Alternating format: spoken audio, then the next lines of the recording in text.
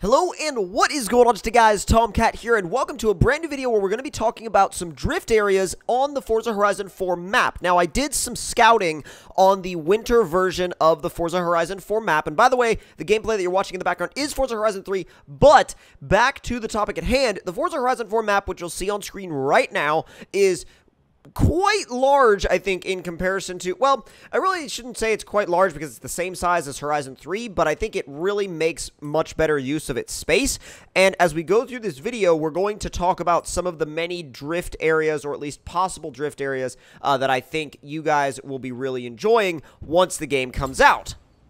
Now, the first drift areas we're going to be taking a look at are near Ambleside and the Quarry. Now, these are both paved areas. One, as you can see, is a switchback road, which could be really, really cool for tandem videos and battles. And the other one is kind of an interesting little junction surrounded by some dirt roads, which I think could provide some nice areas for maybe drift practice. Now, my criteria for looking for these drift areas is basically anything that is paved and has tight technical corners. Now, there are a couple that feature more sweeping corners, but most of the time, these are going to be technically focused corners. Now, again, I'm avoiding dirt areas because I know that those are going to be driftable, obviously, and there's a lot of really tight dirt areas, but what we're focusing on here is actual, like, on tarmac drifting.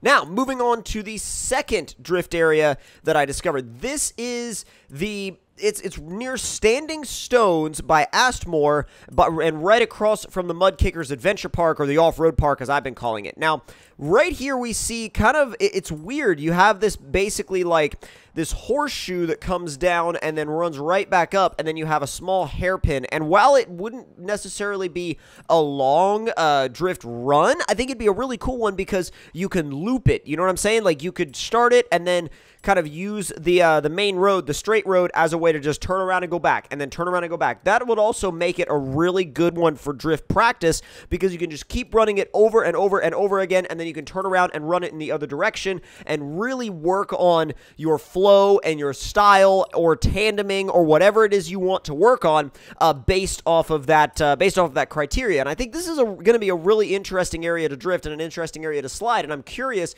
as to what it's going to be like when we get our hands on the full game. And I'll definitely be doing drift spot videos once the game comes out, as well as full drift builds on cars, drift tutorials, and things like that. But without any further ado, let's move on to the next area.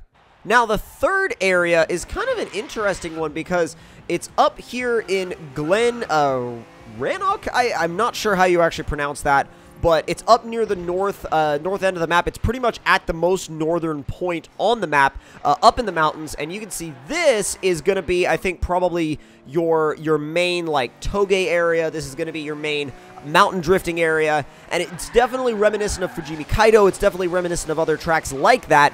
And you can definitely see that winding down the edge of the mountain, you have a couple of hairpins. You also have one up near the top that's really tight, and then you have what looks like a triple apex after that. And then you just have some corners that wind back and forth all the way down the mountain. So that looks like it's going to be an awesome road for drifting, and it'll definitely be one that's going to be part of my part of my bag of drift spots that I hit a lot. So that one's definitely high on my list, and I think that's going to be one of the first ones that I'm going to head for when the game comes out. And after I build, even before I build a drift car, I'll take a car up there completely stock and slide it around, because that looks like a really, really, really fun road and an incredibly fun area. Now, drift spot number 4 is a little bit different because I looked at it and I was like, do you think that, do you think that could be usable? Do you think it could not be usable? And what I kind of gathered from it was, yes, it would be usable, but there's going to be a couple of, you're basically like, you have this whole big area, obviously, within that red square, and you can kind of take bits and pieces of that and use it for whatever you want.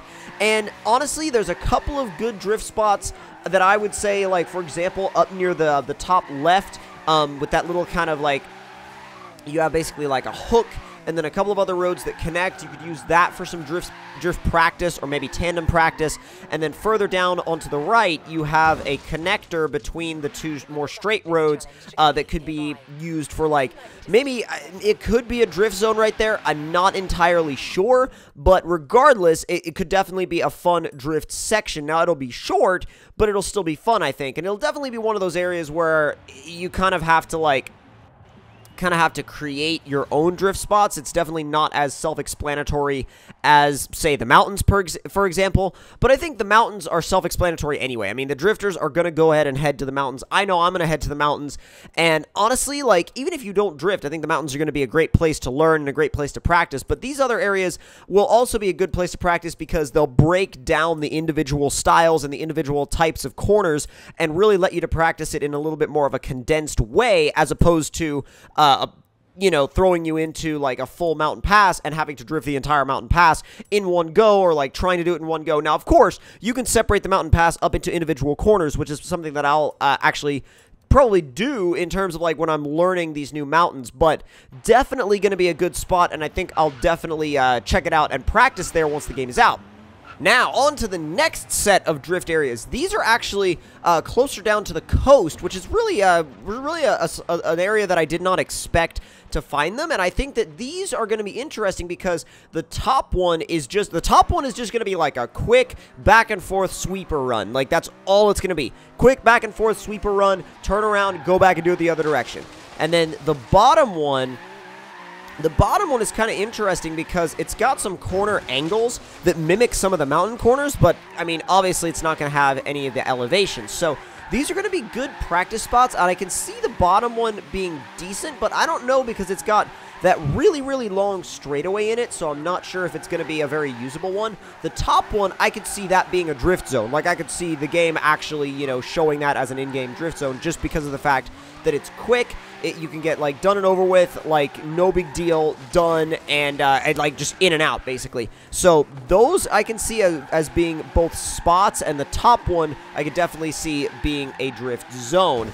And I think that there's something to be said for the spots that can be used as drift zones because they're honestly, they're really, really accessible, and they're really, really good. Like, they always flow really well, and they're always, you know, really usable for not only people that are really good at drifting, but people that are learning how to drift.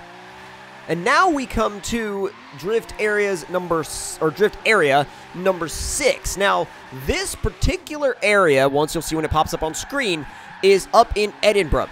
Now, it's basically a series of roundabouts which could be turned into the craziest set of drift combinations that I could like even think of. Like, you could turn this into something nuts. I mean, you think about, you know, Gymkhana style stuff, transitioning back and forth, you know, you could figure eight these, you could do whatever you wanted, and not only are roundabouts great for drift practice, but this, like, a set of roundabouts like this could be absolutely insane for any kind of, like, tandem, like, advanced tandeming, or drift battles, or whatever you want to do up here. I think they could absolutely be used as something special. Now, this list is obviously a pre-launch list. It's not, I haven't gotten my hands on the full game yet, obviously, but this is going to be a list that I will revisit later on, and this is just currently my top 6 Forza Horizon 4 drift spots as I've been able to see on the map. And honestly, I think that there will definitely be more drift spots that we'll discover as the game gets closer to launch, and definitely after the game launches, when we have it in our hands and we can really see what's what out in this world. But until then, this is what we've got to look forward to. These 6 spots definitely jumped out at me. Let me know if there's any other spots that jumped out at you guys down in the comment section below, because I'm sure you guys have had a chance to look at the full map at this point, because honestly, if you haven't looked at the full map at this point, what are you doing? Like, it's out there. Download it. They released it on Twitter and on their Instagram.